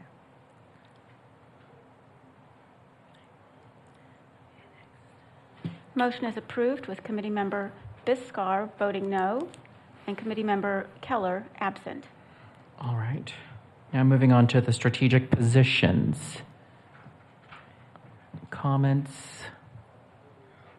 questions from my colleagues? Yes, Vice Chair Abernathy. My main concern is these are lifetime positions, and once they retire, someone else will have the job, and it may grow, and we're playing here ourselves with just the surplus of a year of the sales tax increase. So it seems like decisions for the city on the long term, not the short term. Even though there's some good stuff in every one of these, I don't believe we're doing our job if we're committing the city to this kind of a massive amount of money over time for what we're doing with it. Like the sales tax can go down, ag and oil, we're losing them most likely. And so that's my main concern, is how this committee makes that kind of a recommendation. Thank you. Committee Member Prince. Thank you.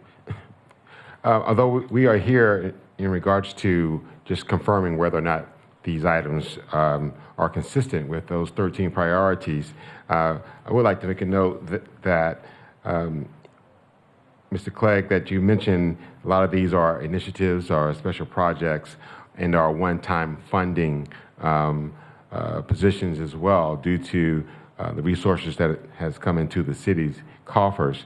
One thing I would ask is whether or not we've explored the possibility of temporary workers and or outside sourcing of special help that may be needed during this period of time due to the fact that it's possible that these may not be permanent positions or a need for these as permanent positions.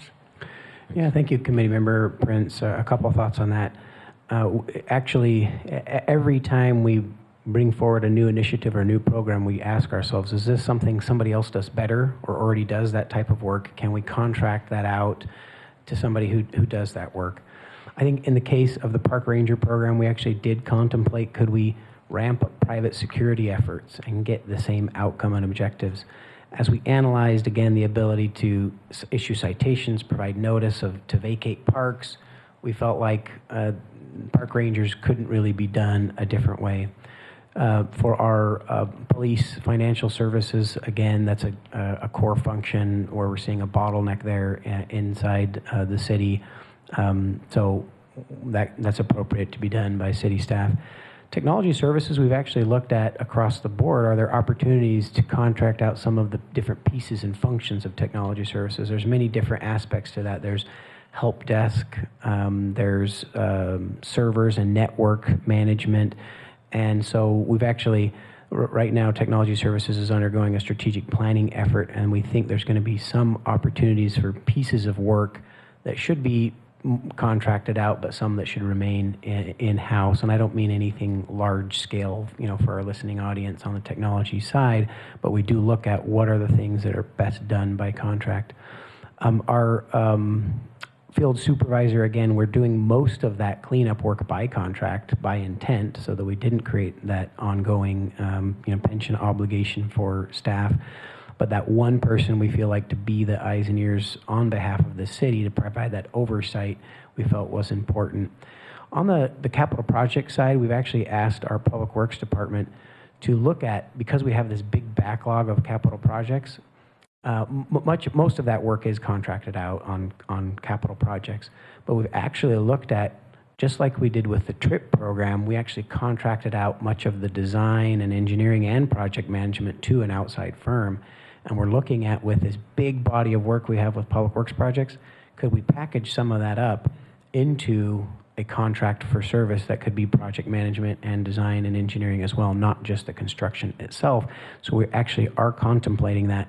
But again, in the near term, with that analyst position, it's a low dollar amount to get a high impact of freeing up a bottleneck that we have in a number of our CIP projects. So overall, again, I think a great question, good consideration. We look at that every time. These are roles that we feel are appropriate to be city staff roles. And just to speak to the question of sort of ongoing versus one time, the $20 million of one time that was previously approved, those were definitely one-time monies. These monies we're proposing under ongoing because there is, again, that additional space. And to put it into context a little bit more, I hope clearly, our budget last year was, and help me, Randy, 78 or 77? $78 million from Public Safety Vital Services. Close to half of that was ongoing expenses. The rest were one-time projects, special initiatives. We're anticipating this year collecting $100 million, close to $100 million in revenues. But we think, to be conservative, next year we're going to recommend to the City Council and to your committee allocating what we think is a conservative ongoing number at $92 million, taking into account inflation, cycles in the market, and being just frankly conservative. We wouldn't want to allocate the full $100 million that we think will be our actuals this year. So if you're looking at $90 million and we're spending, close to $40 million on ongoing expenses, there's still some pretty significant room there. And I say that very respectfully and cautiously because we need to protect that amount to make sure there's still monies to do big projects, to do big initiatives. But we wouldn't be recommending this slide in front of you today if we weren't certain that we could afford those costs on a long-term ongoing basis. So I'm confident to say to this group and to the City Council that we can afford the 1.5 million, and that's actually a portion of the costs because it's only a portion of the year, but it really represents close to $3 million ongoing. We can afford that $3 million ongoing for these positions over the next 10 years, 20 years, because we see the growth in PSVS and that there's still that space to do that. So again, I'm confident in the recommendation that we have the funding to continue these positions into the future, but every position we add is worth taking a hard look by this committee, so appreciate the questions. And then I just note that, 1.28 million of the 1.58 million is the park ranger program. So the vast majority of the spending here is what I would deem public safety. Yes, it is. Yes, it's mid-year. So, is there a? Yep, Mr. Coleman. Thank you, Chair Ortiz. It may just be that that I'm joining this committee mid-budget year, so maybe I don't understand all the complexities of the budget.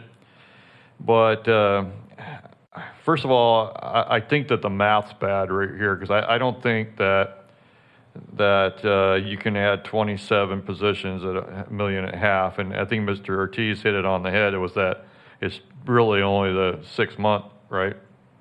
And so it's really closer to $4 million, and I think it's almost double that, because I did the math. It's more than that. It's $4 million, and then we have another $500,000 in vehicles that we want to add to support the park rangers. And I'm not saying I don't like the park ranger program. I think we probably need to look at something like that, because I do go to the parks. I spent time at the MLK Park with Councilman Arias when he first was elected, and we talked about some things there. And I go out to Pin Oak Park and some other parks around there. So I do get out to the parks, and I see the need for that. So I'm not necessarily opposed to that. I'm just not comfortable with.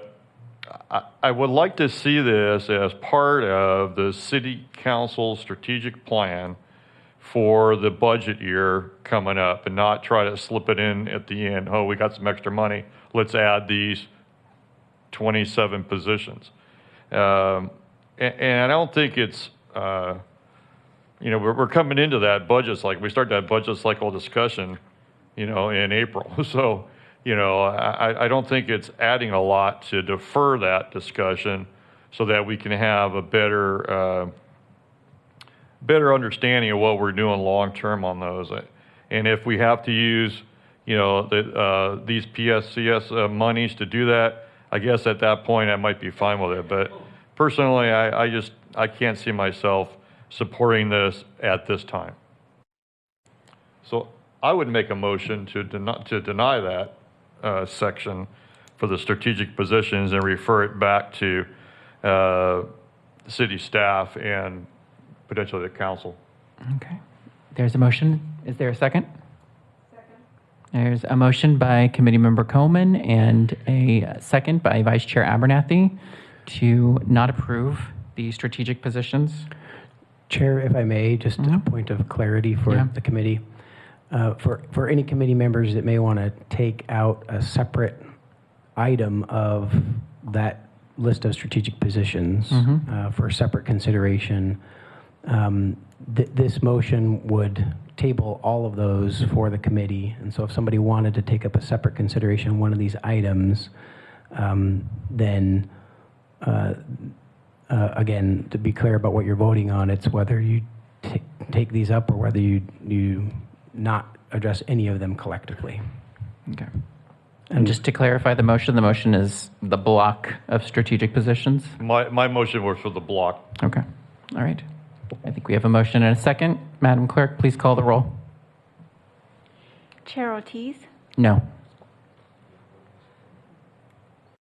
Vice Chair Abernathy, Yes. Committee Member Biscar, Yes. Committee Member Dewey, No. Committee Member Perez Andreessen, No. Committee Member Keller is absent. Committee Member Coleman, Yes. Committee Member Singh, Yes. Committee Member Prince, No.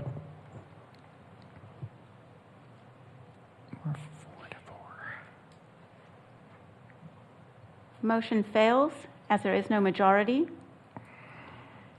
Chair Ortiz, Committee Member Dewey, Committee Member Perez Andreessen, and Committee Member Prince voting no. All right. I will return to my colleagues. I'm sorry.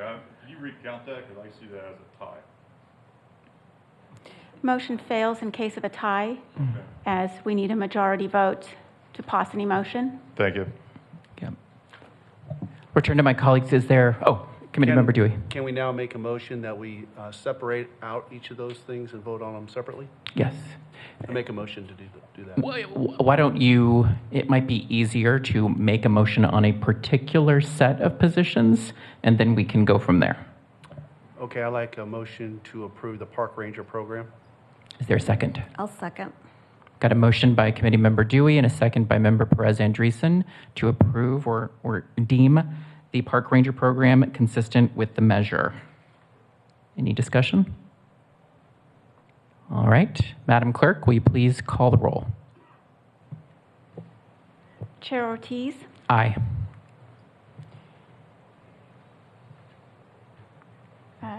Vice Chair Abernathy, No.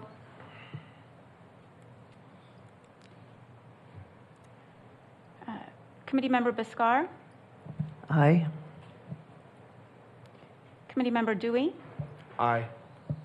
Committee Member Perez Andreessen, Aye. Committee Member Keller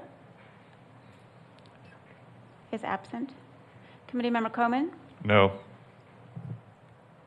Committee Member Singh, Aye. Committee Member Prince. Aye. Motion is approved with Committee Members Abernathy and Coman voting no, and Committee Member Keller absent. Okay. I'll return to my colleagues for a motion on the police financial services. Mr. Chairman, I'd like to make a motion in Second. regards to the police financial services of its adoption. Second. All right, we have a motion from Committee Member Prince to confirm or approve the police financial services accounting supervisor position, and a second by Committee Member Biscar. Any further discussion? All right, Madam Clerk, please call the roll. Chair Ortiz, Aye. Vice Chair Abernathy, Aye. Committee Member Biscar, Aye. Committee Member Dewey, Aye. Committee Member Perez Andreessen, Aye. Committee Member Keller is absent. Committee Member Coman, Yes. Committee Member Singh, Yes. Committee Member Prince. Yes. Motion is approved with Committee Member Keller absent. All right. I will return to my colleagues on technology services and the division managers. Is there a motion or any additional discussion?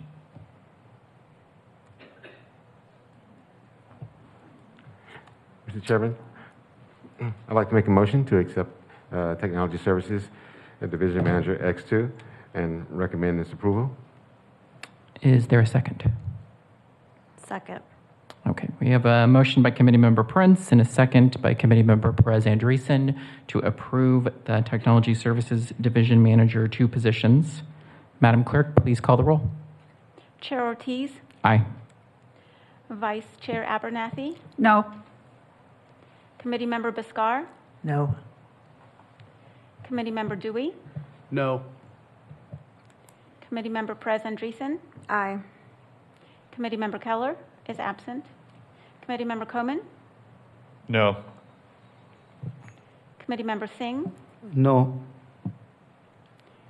Committee Member Prince. Yes. Motion fails with Vice Chair Abernathy and Committee Members Biscar, Dewey, Coman, and Singh voting no, and Committee Member Keller absent. I'd like to return to my colleagues for just one moment. For the record, given that this was not approved, if there is any commentary or anything that you would like reflected in the minutes so that staff can transmit that to City Council when they present these items? Yeah, the reason on the technology, I just don't think it's within the realm of the measure in scope is the reason for my no vote. Any other comments? I'll just echo Commissioner Dewey's comment. Great. I think that'll be helpful. Thank you very much. All right, now to Clean City and Homeless Cleanup, Field Supervisor 2. Is there any discussion or a motion from my colleagues?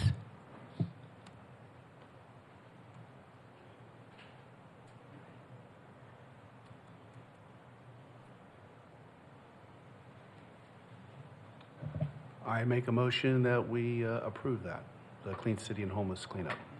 All right, we have a motion from Committee Member Dewey. Is there a second? I'll second the motion. Thank you. Motion by Committee Member Dewey, second by Committee Member Prince to approve the Clean City and Homeless Cleanup Field Supervisor position. Is there any further discussion? Seeing none, Madam Clerk, please call the roll. Chair Ortiz, Aye. Vice Chair Abernathy, No. Committee Member Biscar, Yes. Committee Member Dewey, Yes. Committee Member Perez Andreessen, Aye. Committee Member Keller is absent, Committee Member Coman, Aye. Committee Member Singh, Aye. Committee Member Prince. Yes. Motion is approved with Vice Chair Abernathy voting no and Committee Member Keller absent. All right. General Services Division, Capital Projects Administrative Analyst. Is there a motion or further discussion from my colleagues? I move to approve the General Services Division Capital Projects Administrative Analysts 1 and 2. Second. All right, you have a motion from Committee Member Prince, a second from Committee Member Dewey to approve the General Services Division Capital Projects Administrative Analyst positions. I think there was there further discussion? Sure. I had one comment. I get why you're adding this position. I'm just a little concerned about when we budget these capital improvement projects, aren't we including an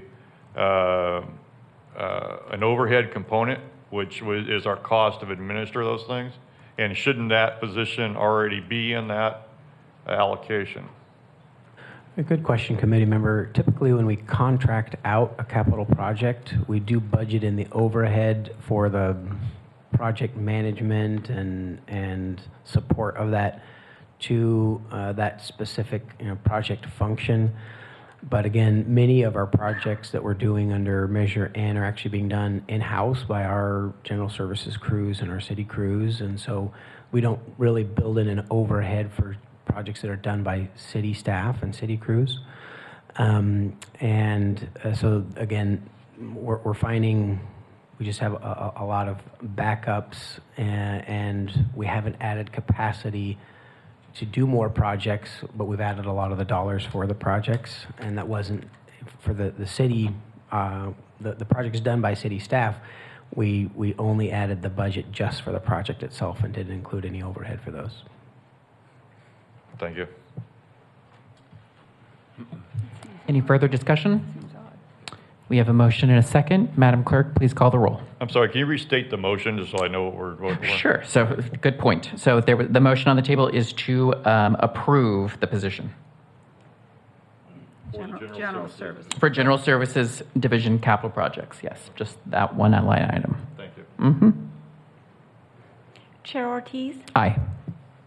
Vice Chair Abernathy, Nay. Committee Member Biscar, No. Committee Member Dewey, Yes. Committee Member Perez Andreessen, Aye. Committee Member Keller is absent, Committee Member Coman, Yes. Committee Member Singh, Yes. Committee Member Prince. Yes. Motion is approved with Vice Chair Abernathy and Committee Member Biscar voting no, and Committee Member Keller absent. Excellent. I will return to my colleagues and I will make a suggestion, though you do not have to abide by it, that we take these economic development positions as one item as opposed to separate items. But anyone is free to move however they'd like, or further discussion. Well, I can't make a motion. You didn't make a motion. Sorry. I know. I make a motion that we lump those two together. I second. Okay. So, and to approve them? Yes. Yes. Okay. So the motion on the table by Committee Member Dewey, seconded by Committee Member Perez Andreessen, is to approve both of the economic development positions. Is there any further questions or discussions? All right. Seeing none, Madam Clerk, please call the roll. Chair Ortiz, Aye. Vice Chair Abernathy, Nay. Committee Member Biscar, No. Committee Member Dewey, Yes. Committee Member Perez Andreessen, Aye. Committee Member Keller is absent. Committee Member Coman, Yes. Committee Member Singh, Yes. Committee Member Prince. Yes. Motion is approved with with Vice Chair Abernathy and Committee Member Biscar voting no, and Committee Member Keller absent. Thank you all. Madam Clerk, will you call the next item, please? Commissioners' comments. Thank you. I will just recognize myself for 1 second and say I really appreciate all my colleagues. We successfully completed our first meeting. I would also say, each of the council members and then the council at large for Committee Member Biscar appointed us for our insights, our perspectives, and so that's why I always feel that split votes are a good thing, because that's what you're bringing to the table is your insights and perspectives, and that's what we are called to do. So just want to thank all of my fellow committee members for their work today. And if anyone has any other comments, please raise your hand and I'll recognize you. Committee Member Biscar. On these last few that I voted against or that were voted down, I would really like to see those as part of an annual budget, not just the quarterly. I think they're probably well deserved, but at this point, I don't think this quite has a place here in this particular budget. And I thank everybody for the experience. This is going to be a very interesting time. Vice Chair Abernathy. And I would echo that. I believe these are things for the council to decide on a 12-month basis, not that we come in at the end and say, let's throw these spots on. And again, I emphasize it should be everything, to me, the majority of what we do should be focused on what can we do to get more police hired in this town. Anything else? Committee Member Coman? Thank you. I look forward to serving on this committee for however long they let me. But I am looking forward for maybe a little bit larger overview of the budget and the budget process at our next meeting. I think that'll help us make better decisions. My objection to any of the things I voted against today was based strictly on that I felt like they needed to be in the context of a larger strategic plan. I support the idea of the Parks Ranger plan. Every time Chair Ortiz says Park Ranger, I think of the movie Elf and the Central Park Rangers, riding in on horseback, So not looking for that, but it kind of gets me thinking about that. But anyway, I appreciate staff's assistance today, and I look forward to some more education on the part of you pushing that down on me. So thank you. I would echo Chair Coman's comments on the orientation around the budget. It'll be good to know the full picture. Tough to come in mid-year. I think, Committee Member Prince, were you wanting to be recognized? Thank you, Mr. Chair, but no. Okay. Thank you. All right. Anyone else? Just thank all the staff for the time it took to prepare all the material that you presented today and the presentations. Thank you. All right. With that, we are adjourned.